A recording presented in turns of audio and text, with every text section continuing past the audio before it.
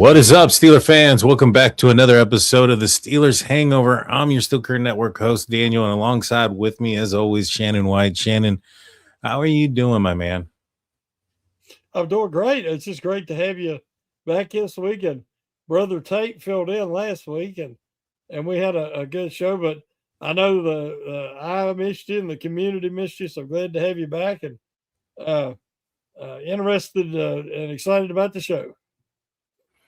Yeah, me too, man. It's I'm glad to be back. For those that weren't aware, I had a little bit of an accident, and so been dealing with that. Been still kind of dealing with it, but I'll get through and I'll push through here tonight. So I want to thank everybody who's checked in on me on my other channels as well. So I appreciate you guys. Not a lot of news in Steelers world. A lot of drama stuff that's happened here recently. I don't know if you've talked about it or not, but a couple of former players taking at jabs at other former players here recently. Now that Coach Tomlin's no longer in the building, any surprise to any of that? I know it's probably been covered a lot since it's come out, but I know you and I haven't talked about it. What are your thoughts about Joey Porter Sr.'s comments on Ben Roethlisberger? Not a fan. I've discussed it, and I've got support, and I've got blowback from my comments. Yeah. Again, there used to be a culture with the black and gold, and I think that they've lost sight of that. The bickering, the Steelers used to be better than that. And you can have an opinion. It's your opinion. They can have opinion of each other, but that doesn't mean you got to share it, knowing that it could cause, conflict and drama, unnecessary drama within the organization. We've had people come out and support both sides. I mean, it's just, you're bickering when you should be united, trying to go against, the opposition and get this culture back to where it needs to be, get this franchise back to where it needs to be as a contender. And we got a new coaching staff. They didn't want any of this drama. They just got there. Let's just all kind of focus on what's really important. I mean, Ben was at the rodeo Saturday night, and he received a really loud ovation. The average novice fan don't care less. Then you have the people that are lifers, people that are that bleed black and gold like ourselves, and we usually have to pick a side. Sometimes it's right down the middle, but this one isn't. I don't think. It's either you have strong feelings one way or the other. And then, like I said, the majority of people, I think, could care less. So I've talked about it on multiple podcasts now. And like I said, me and you haven't. And but I know what Ben was, and I know what he is now. And, nobody wants to be judged from what they once were. They want to be judged what they become. And I think that, saying that somebody was a jerk and in a lot of ways he was, but again, that was I've heard people say there was 7 or there was Big Ben and now there's Ben or now there's Benjamin, and so you can look at that however you want to. The worst thing for me was I think that a current Steeler spoke up and kind of defended what Joey Porter said. Joey Porter Sr., we should clarify.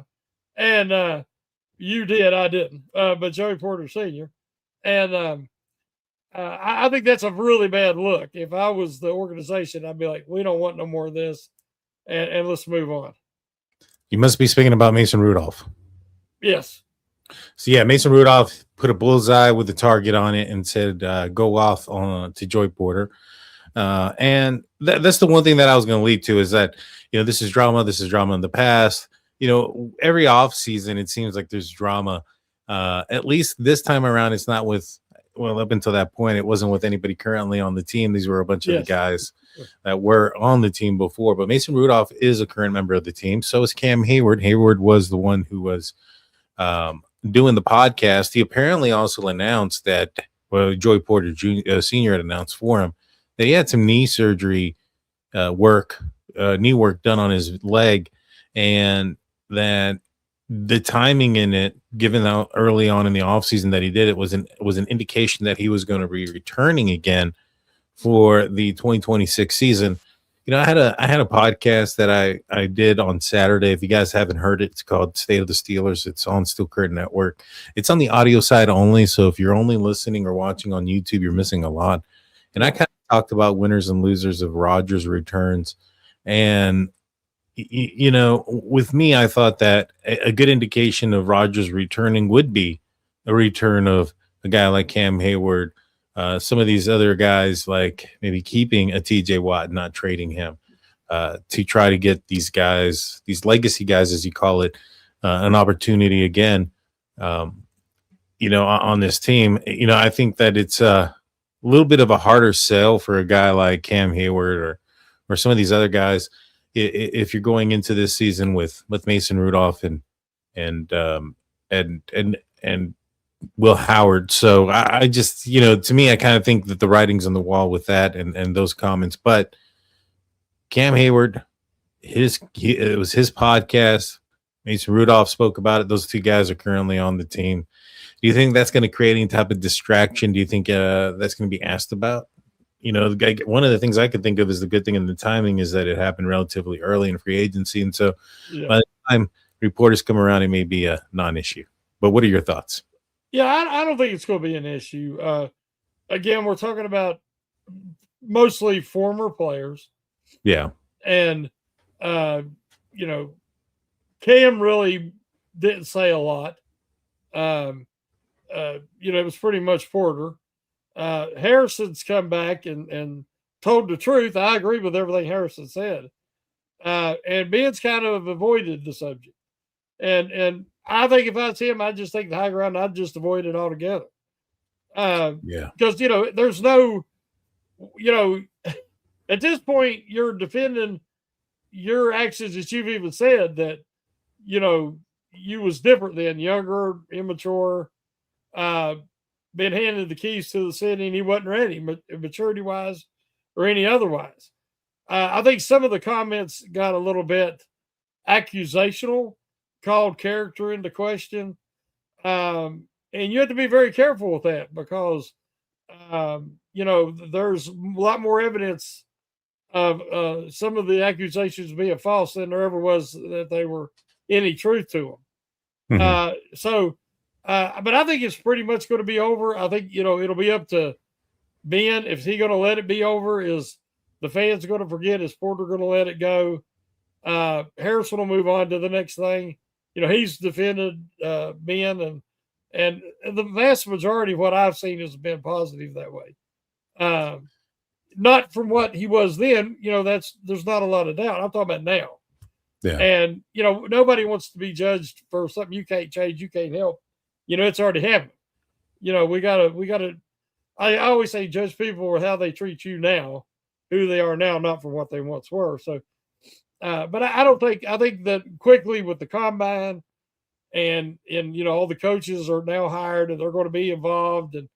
And I think the excitement and the focus will move away from all this. Yeah, no, I hope so.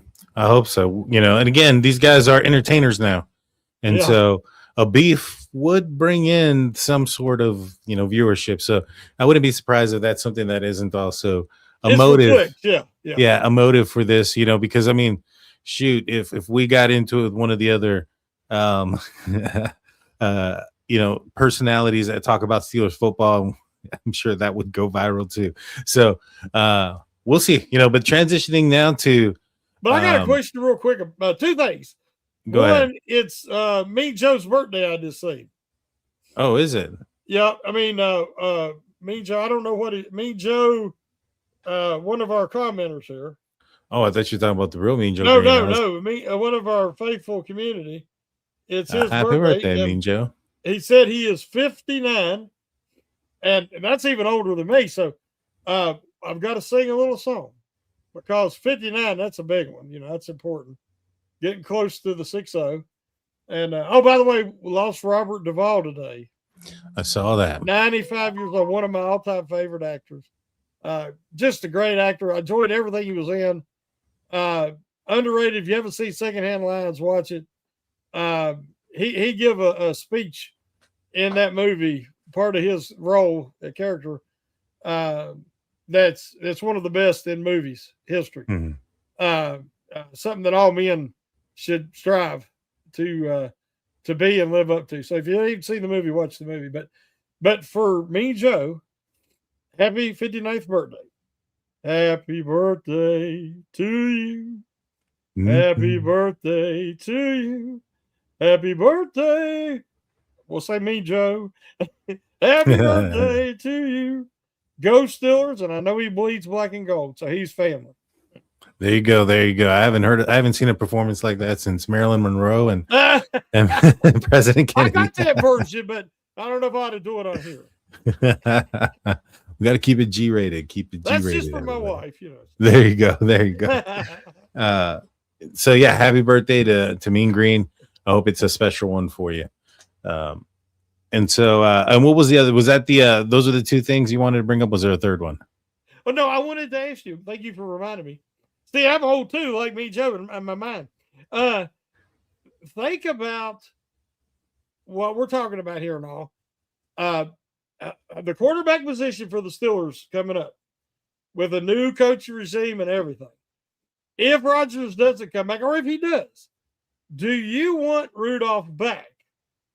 Or would you rather, and I'll give my answer after, would you rather see the Steelers try to revamp the quarterback room? And, you know, this maybe not done Rudolph any favors. Well, I'll say this. I say that any protection that Rudolph may have had or any, indication that he was going to stay on the team is probably gone. He's going to have to earn it. I think Mike Tomlin, given what he did in 2023, really is what helped bring him back and keep him on the team. Yeah. His performance last year, in my opinion, was not what it was in 2023. Now, that could be one of two reasons, for a few reasons. But one also could be who he was replacing. He was replacing Aaron Rodgers, who went down, this year. And last time in 2023, he was replacing Mitch Trubisky and Kenny Pickett. So maybe perhaps it was the contrast. You're looking, comparing him to those. Well, did you hear what they said about Rudolph beat out Levis for the quarterback 2 in Tennessee? Really? Now, Levis is the guy that I've heard mentioned maybe the Steelers would want to take a look at because he's very talented, athletically, big arm, everything. But I'm not saying I'm interested in him. The only thing I really knew about him was the whole mayonnaise thing that got to be made a big deal. You remember during the combine and all. But his girlfriend also left him for what was that country singer out there? Luke Bryan? I mean, no, not Luke Bryan. No, he sings but he has a bunch of hits. Something Morgan. I know who you're talking about. Yeah. Something Morgan something. Rudolph beat out Levis because they said Rudolph did everything by the book. He was on time with his reads and his throws. That was what they wanted for a number 2. Whereas Levis, also much younger than Rudolph, wasn't that far advanced. I don't know if that would be the case anymore, if you know what I'm saying. So, with Rudolph, he's done some good things. He's never really, every time I've watched him play, it's always like, like you're like, all right, maybe he's got something, maybe he doesn't. We really haven't seen a complete flash, but we haven't seen a complete bomb either. I mean, maybe there in 2019, he had a couple of games there. But look at who his receivers were this year. I mean, I ain't making an argument one way or the other. I'm just saying that when he had the success, filling in for Pickett there at the end of the year, he had better receiving core than he had this year. Yeah. And it was Morgan Wallen. That's who it was. Supposedly, I don't know. I mean, I don't want to spread any rumors. But apparently, that's what that was the rumors out there in Tennessee that occurred. But with Rudolph, he's gonna have to earn it. And it's not only gonna have to earn it, but he's gonna have to earn it and then some. Just because. If him and let's just say Will Howard are playing at the same level, who are you gonna pick? Oh, definitely. You get what I'm saying? So he's got to not just be at their level; he's got to be above. Do you remember have the opportunity too? When Pickett and Rudolph we were trying to decide what they were going to do there. If Pickett come back, right at the end of the year, and you was pro Rudolph. And if you remember, my whole opinion on Rudolph is that he can be a quality number 2, but I don't want him as a long-term starter. He's a bridge guy to your starter at best. I just don't see him, especially at this point of his career. I never did view him as a starter. See, that was the difference in Art loved Rudolph, if you remember. Yeah. Art thought Rudolph could be the Big Ben's successor. I never did. I watched him in Oklahoma State the whole time. I thought he was a quality backup. If that's what you're getting him for, made total sense to me. He was a step up from Landry. But I never thought he was a starting quarterback. So at this point, I definitely don't. So my opinion is I would rather see the Steelers. I'm not interested in Rodgers coming back, but I'm like you. I think it's going to happen. And I think they still want to try to roll it back one more time with better receivers, better line. And, and it could get a little better maybe. But I just think that long term, it's going to be a short fix going back to a 40-year-old quarterback or 41 or however old he's going to be. And 42 turning 43. Okay, yeah. I mean, and so I would rather it be a Howard try to trade for a experience, a guy with a little experience, and maybe draft a guy in the middle round. Yeah. I've heard a lot about Allar. Am I saying his name right? Out of Penn State? Drew Aller. Huh? Aller. I think that's how it's pronounced. I don't know how to pronounce it, but I mean, he's got the prototypical height and the big arm. I didn't ever see him go through his progressions, and I don't remember him being very accurate in college. So, but again, for a developmental piece, maybe this coaching staff can develop a quarterback. I don't know. Well, I think if he would have came out last year, Aller, I think he would have been a first round pick. Probably, yeah. But he decided to go back a year. Some of these quarterbacks that decided to do that this year, the Oregon quarterback and such, that probably would have gotten picked in the first round. It's a dangerous thing to do if you're projected a first round pick to not go because you have a horrible year, you have an injury, you have something else happen to you, and you're not eligible to go back in. You really can end up putting yourself even further behind. But we're going to talk more about this when we get back on the other side of the break. Don't go anywhere, guys. We'll be right back after a few words from our sponsors.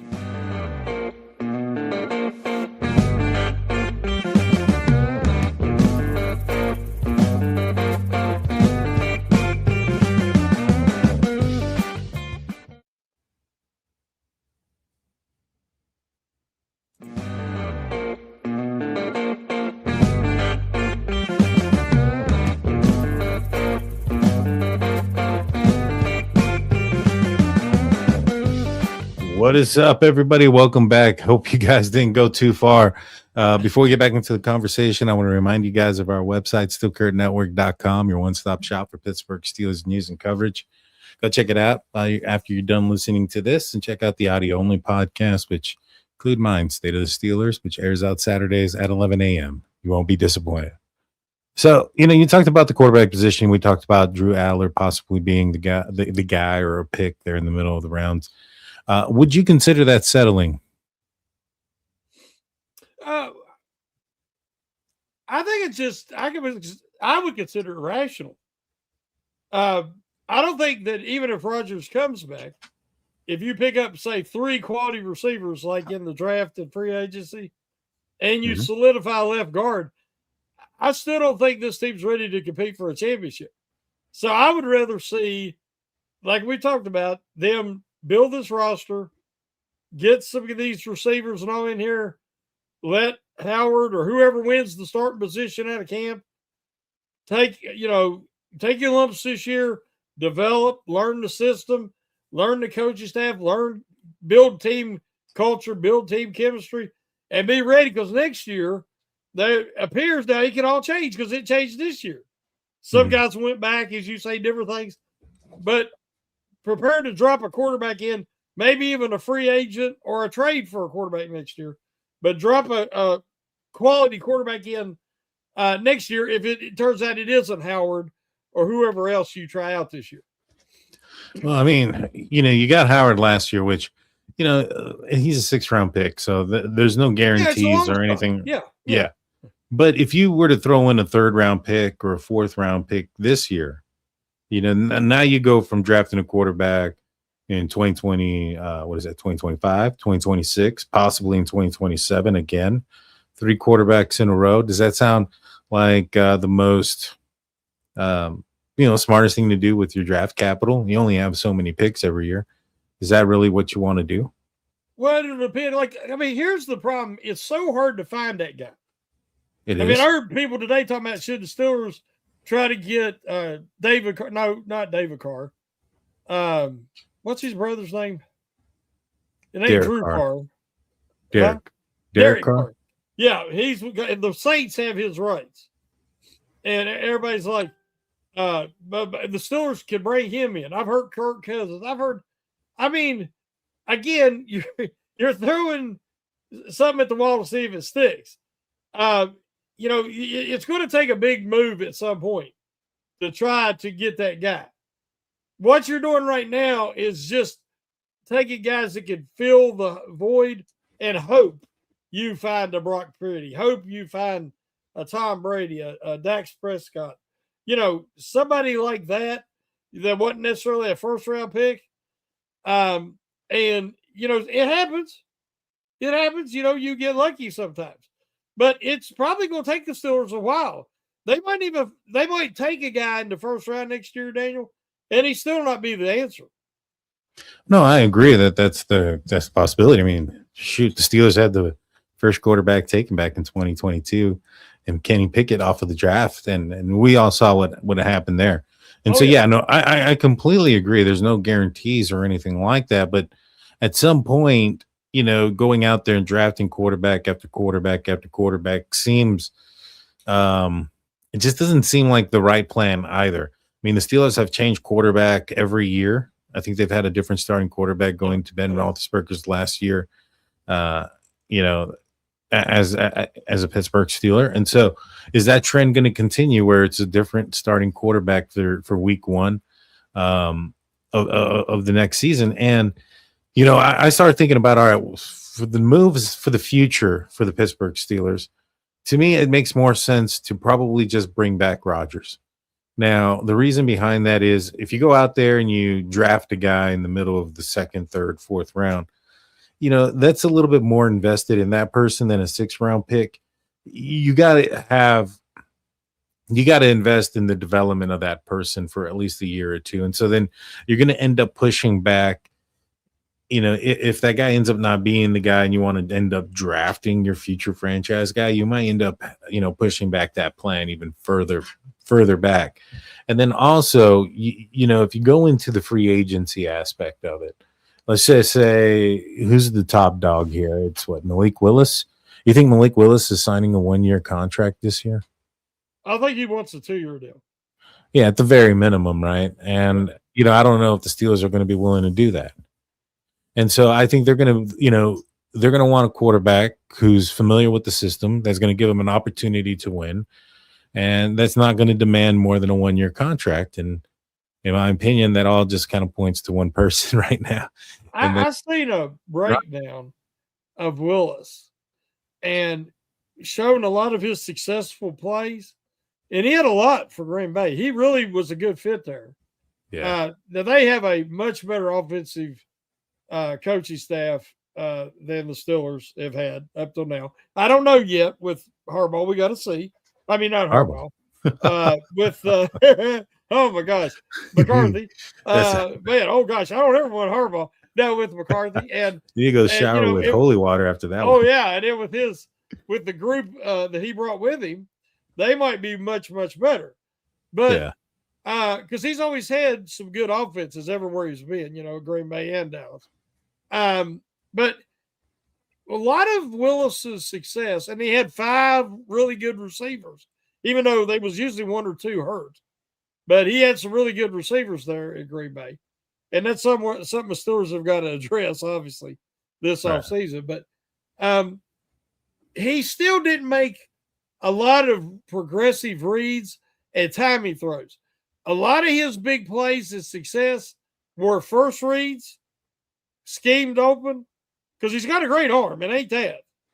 But he kept plays alive with his legs and would run, and then he would throw to guys who were gotten wide open. Mhm. And to me, it reminded me a lot when looking at the video that the guy shared, young Ben. When Ben came in the league, he had a great arm, he had everything, but he wasn't used to hitting his third read. You know what I'm saying? So a lot of his big plays came off scrambles and keeping the play alive and then hitting a big play down the field.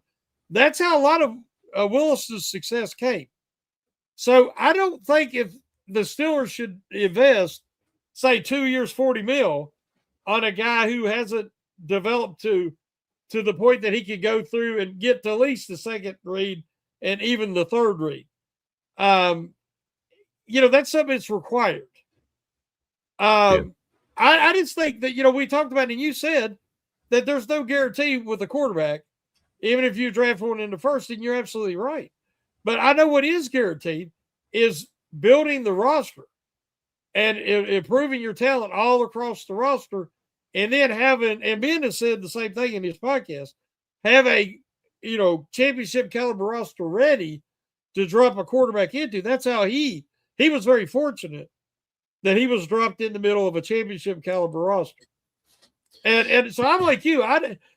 But my only problem is I think bringing Rodgers back, then you're going to want to bring back Hayward. You're going to want to keep Watt, even though I think they ought to trade Watt. If anybody offers a third rounder, you trade him. Ain't gonna do that. If you don't bring back Rodgers, you got to contemplate, depending on how the draft goes. I think it's March 13th. They can release Ramsey with less of a penalty. Do you keep Ramsey? Or if you get an upgrade at safety and get a cheaper free agent, spread that money out and use it more widely? I mean, you have to manage your money differently if you're not a contender and you're trying to develop. But and I agree about building the team around the position and then drafting the right one and putting him in. But the difference between 04 and now is that in 04, the Steelers for one did a pretty good job of drafting people back then. That hasn't been the case here recently. Their draft picks have kind of busted out. Now, more so with Kevin Colbert, we're still, it's still up in the air for Khan with his draft picks. Broderick Jones, we're coming up on his 5th-year option. If they don't, get his 5th-year option, that's another first-round pick, regardless if it's Kevin Colbert or not, who the Steelers aren't extending a 5th-year option to. And I think that there's a good possibility that he's not going to get it. And so, these draft picks haven't hit, for one. Two, if you're going to try to build a team and you want to attract players and you want to do all this stuff, I mean, look what happened to the Steelers last year with them trying to trade for a couple of different wide receivers. They chose to go other places. The Steelers are going to have to fork up a lot of money, if they don't have that position answered, and, so that's going to, and that's not something that's typical of the Pittsburgh Steelers to fork up a lot of money. And so in the end, with this being such a question mark, I think that it would behoove them if they had the answer relatively sooner than later. But I do think that it's probably most likely going to be Rodgers. And I know that it's probably something you don't want to hear, but I think that there's a good possibility that we're going to see him running back with a lot of the same guys, the TJ Watt, the Cam Hayward, etc. Cam went out and did the surgery on his knee. We'll see. I mean, he looks fairly out of shape fairly quickly. He was, I'm not going to lie. He's pumped up quickly. Yes. Yeah, very quick. And so we'll see if he's able to get it. It does. It does. You can take a week off from working out when you're in your 20s and it's okay. You do that in your 30s, in your late 30s. I wanted one of the comments, Valley Ford. Yeah. He said the Steelers need a stud nose tackle and an inside linebacker. Run Siamalu back at left guard. Now I want to answer that, or my opinion, and then I want yours. My opinion is this. Derek Harmon this offseason is going to decide, does he want to be the next Cam Hayward or does he want to be the next Casey Hampton? And what I mean by that is Harmon played a little heavy, in my opinion. He's still young. He's really young. and I think he still had some baby fat. I think if Harmon, the reason his pass rush isn't even better than it is, I think he's got the athleticism, but his explosion is lessened by he's carrying a lot of weight. Okay. And he anchors great. I mean, he is awesome against the run. But if he wants to play at 330, he needs to stay at inside nose tackle. I think he can be dominant. I really do. I mean, he's incredibly strong. If he gets closer to 300, I think he can be more like Hayward. I think Wyatt Black needs to be a nose. Get Benton out of there. I mean, not get rid of him. I like Benton. But Benton's more of an end, in my opinion. Or a 4-3 defensive tackle, kind of like Hargraves was. He's not a nose. He don't need to be in that position. Inside linebacker, I totally agree. I think there's savings if they move on from Queen. There is. I mean, I think that Queen can be more effective if you take the green dot off of him. If you insist on leaving the green dot on him, I'd rather see somebody else. Because I think Peyton Wilson's, his development has been stunted by having Green out there, because I think Wilson's tried to do too much, because Green struggles with calling out the formations and getting everybody on the same page. But I think that up the middle, I think defensive line, I think they've kind of already addressed it. I think they got those guys, and I don't think that there's anything big they need to do right there. Inside linebacker, they do need to make a move. Maybe a top draft pick, and you could get a lot of times a guy who can really help you on the interior without a lot of money. They put a lot in Queen, but I don't think it worked out. And then safety. I really liked Imanura in the first round last year. Now, I love Harmon. I love Harmon. I'm not disappointed in that pick at all. But look how good Imanura was for the Seahawks. A guy like that, one of the writers at Steel Curtain Network wrote an article saying how all the teams had that versatile, athletic safety that could play in the slot almost like a corner, but hits like a linebacker, and it's that versatility. And Imanura was the best safety in the draft last year. And I think he would have really been light years step forward for the Steelers on defense. So I wanted to answer that because I think that defensive line is in better hands than people realize. Yeah, no, I don't. Great, excellent points. I don't disagree with you on anything that you said, which it does remind me of a point that was made earlier, and I want to get your opinion on this. Somebody had made some trade proposals, I guess, and one of the trade proposals that they had was that the Steelers were going to trade Nick Herbig to the Philadelphia Eagles in return for quarterback Tanner McKee. This is a backup guy. I mean, this is. I wonder if we sound like this when we talk about these trade possibilities for all these other guys in the other league. Yeah. Do we sound this bad? What are your thoughts? Nick Herbig for backup quarterback Tanner McKee. What do you think? Honestly, I'm not that familiar with Tanner McKee, which is not a good sign. Yeah. Because, I try to follow and I pick up guys that I think I don't evaluate every player like some of our guys do. They stay right on it. And I do the guys that I think are scheme fits for the Steelers, because that's all I care about.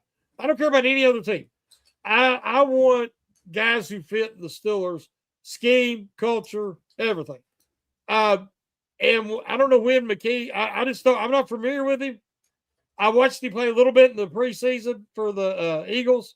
Yeah. I think that Pickett got playing time over him, if I ain't mistaken, when Hurts was out. So that doesn't speak highly of, I could be wrong, though. I thought McKee had been there more than 1 year. No, I think Herbig, he is a pass rush specialist. I think if Herbig has to start, I think his lack of being able to set the edge will always be an issue. Not terrible. I mean, he ain't terrible at setting edge, but he's not really big. He's small for an edge. That's why I thought he was going to be an inside linebacker, as I've said. But he's been much better on the edge than I ever thought he would be. But it's because he's so explosive. What he lacks is a run defender. He makes up for it with being an incredible pass rusher. But I'd rather him be a specialist and not have to be the full-time starter. But again, if the Steelers were even thinking about moving him, I'd like to see him move Watt, but I regress. If they're going to move him, I'd want something more than Tanner McKee. I agree. I'm not familiar with Tanner McKee. I think he did play when Kenny Pickett got hurt. So That's Kenny what I'm Pickett, saying. Kenny Pickett went in, and then he got hurt, and then McKee went in, and I think he played okay. To the point where they were, the Eagles were all right letting go of Kenny Pickett and keeping McKee. I think that would be a weak move, for the Steelers. When it comes to Herbig, I think he's explosive. I think he's done fairly well for himself, and I think you can get more out of him. I do think, though, out of the linebackers, yes, I agree with you. If the Steelers can get something really, really good for TJ Watt, they should probably consider it. But the problem is, and the fact is, they probably aren't going to get something that they're willing to take. And they waited too long. Yeah. Yeah. Now, if there's a edge that they're willing to get, to deal off for some draft capital, I do think it is Herbig. As you mentioned, his size and things of that nature, he becomes more of a specialty piece, specifically for obvious passing down situations, and the Steelers utilize them in that manner. That's why there were certain games where they played against run-heavy teams where Herbig only had like 7 snaps and things of that nature. Well, his lack of prototypical length and his build, his physique is more angular. Right. If he puts on enough weight to set a better edge, I think he's going to lose that explosive thing that makes him special. See, Highsmith was able to put on 15 pounds, but he kept his explosiveness. But he's taller, in a wider frame. Yeah. So that's the only concern I have there. I agree. I think he'll lose what makes him special. Now, there's been some guys that have been recently released by the Miami Dolphins. One of them, Bradley Chubb. He's an edge. Would he be a guy that you would consider if you were to get something in return for Herbig? Is that a position that needs to be replaced? I know Jack Sawyer played well. Are you comfortable running it with just those 3 guys, or would you bring in a Chubb or somebody else to fill in? No, I would love to have a veteran with experience at the right cost. I don't know what Chubb will demand. I mean, he's not what he once was, but he can still give you, if you want to have Herbig. See, I love Highsmith and I love Sawyer. I think Sawyer, both them guys set a mean edge. Yeah. And I think Sawyer's only going to get better. I see his trajectory going up.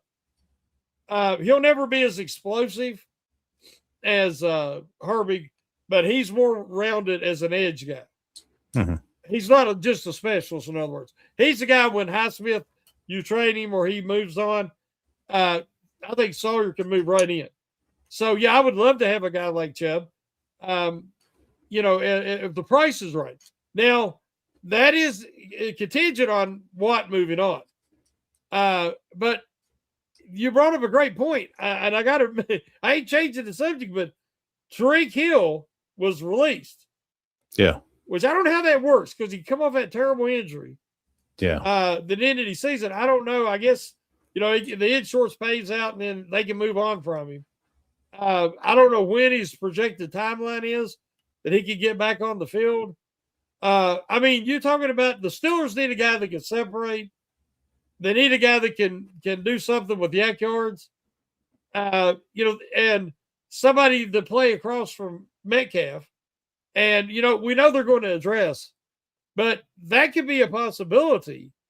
But again, the Steelers' history of wide receivers with baggage is huge. That would be my main concern because it just seems like he goes from one drama to the next drama. And I just don't know if the Steelers want to take a chance with that. I don't think he's going to be worth it. I mean, he had a pretty significant leg injury for a That wide was bad. receiver Yeah. on the wrong side of 30. That depends a lot on his speed because he's not a big guy. He's not the most, he doesn't have the best hands either. And so he's not the most contested catch guy. He's got to be wide open, which he has an ability to do. He gets open a lot, yeah. He has the ability to do so, but he's not the contested guy. And if he's lost a step, he's going to have to get up and become a contested guy. Yeah. As fast as he is. And so I just don't think that's the move, man. Did you see who they released? Who else? James Daniels. They did. I saw that. Now, did you bring in James Daniels over Seumalo, who's also becoming a free agent? Well, we know Daniels was coming back from the Achilles. And so, I mean, I don't know if he never got all the way back this year. I didn't watch Miami, so I don't really know how he done or how he looked. I think if I had to just pick between the two, I'd stick with Seumalo. But I really want to see him move on from Seumalo, only because I just think that the age is caught up with him to the point he can't stay healthy. When he can play, he's good, but the problem is he's not out there a lot. And I think they've got a young line, and I'd like to just add another young piece and let them develop together.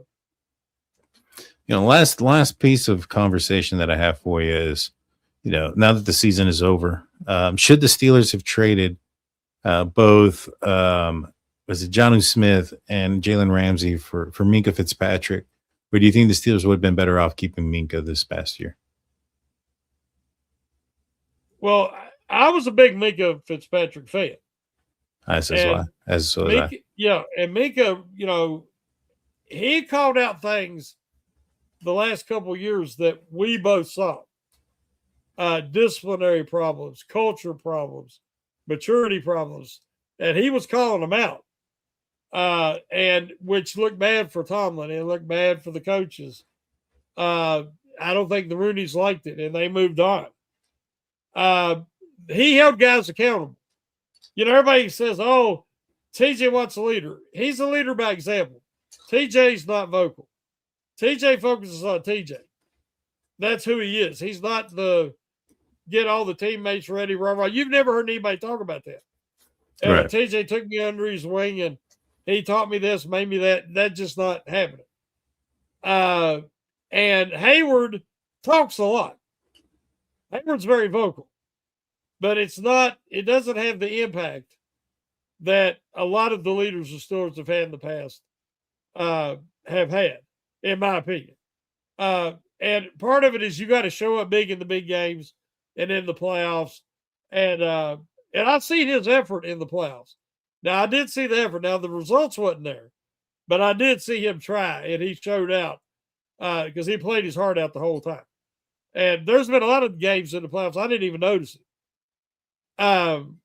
But I just think that Minka would have just been frustrated again last year. And the Steelers, one of the reasons they made changes is because they were going to do what I've been begging them to do, was play more modern coverage, tight man-to-man, suppress man, get away from the off man in the zone. And because Minka, he lost his big play ball hawking ability. Like, how many interceptions did he have for Miami last year? I don't know. I think like one or two. Yeah, I mean, it just ain't like he used to be. He used to just, he just instinctively was in the right spot. I think that is the game changed for him, and he started being so much of a box safety that he lost that freelancing instinctual football, and he tried to play point A to point B football, and he wasn't as effective. So I don't have a problem with him moving on because it would have made Tomlin's last year even worse, in my opinion. Yeah. Yeah, he had 74 tackles, 59 solo, 1 sack, 1 interception, 6 passes defended.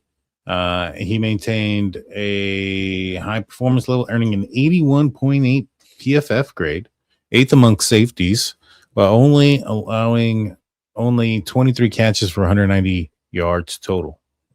So I mean, he didn't have like that big of a drop, but I thought he looked like he had a solid season. With the when you look at what the Steelers were dealing with at the end of the year with the combination of Duggar and Clark. I think we obviously would have taken Minka over that. But yeah, it's one of those things you look back and I think that the Steelers probably would have been better off, keeping Minka. Jonnu Smith really wasn't a piece that moved the needle at all. In fact, I think he actually made this team worse. I mean, there was many times where, I think a lot of people were thinking that him and Aaron Rodgers weren't on the same page. But if you watch the All-22, he stops running. He slows down when Rodgers is throwing him, overthrowing him on those plays. And so, in my opinion, I think it was a bust deal. But I put that one more so on Arthur Smith and Mike Tomlin than I do on Omar Khan. I think that was more of an Arthur Smith and Mike Tomlin decision to bring in Jonnu Smith and Ramsey than Omar Khan at the top. What do you think? Yeah, we know Arthur Smith loved Jonnu. Yeah. And loved guys it's funny, Rodgers loves guys he has experience with. Yeah. And we know that Smith loves guys that he has coached before, either as an offensive coordinator or as a head coach. So that was the familiarity thing. And I was just happy they was going to try something different. They've done the same thing for so many years. I wanted them to change coverage, press, try something besides the same old, same old. And, but the problem is they brought in guys past their prime. And, so it was kind of a half-hearted effort. Yeah. Low risk, low reward. And they didn't risk a lot. They moved away from Slay, middle of the year. And Ramsey, they could use him in a variety of ways. So he had value. But I said before the trade deadline, trade Jonnu. Because it was obvious him and Rodgers was not on the same page. It was like a lost ball in high weeds. They had no idea what the other guy was going to do. And it was just a waste. Every time he was out there, you could have had Fairmouth. Yeah. Well, rumor has it that Jonnu Smith tried to enter the transfer portal so that he can go to Ohio State. Probably get better money. He might have more opportunity to play. Guys, I want to thank everybody for tuning in. Tomorrow night, the Scobro show is going to be on, and then Wednesday, Pump Your Brakes. You're going to be on there? Good Lord willing, yes. Yes, sir. Yes, sir. So you can catch them there, and then my show on Saturday called State of the Steelers. Any final words there, Shannon? No, just it was great to have you back, and appreciate everybody. Had some great comments tonight and a lot of fun. So thank you, and again, happy birthday. I seen maybe Afton's birthday too. I seen some comments. I don't know. I didn't know if it is, but anybody's having a birthday, happy birthday, and that song was for everybody who has a birthday. Happy birthday, Afton! If it's your birthday, I didn't know either. But yes, guys. Like, comment, subscribe if you're watching the replay, and there's a hype button. Hit that too. Without further ado, Shannon, take us out, my man.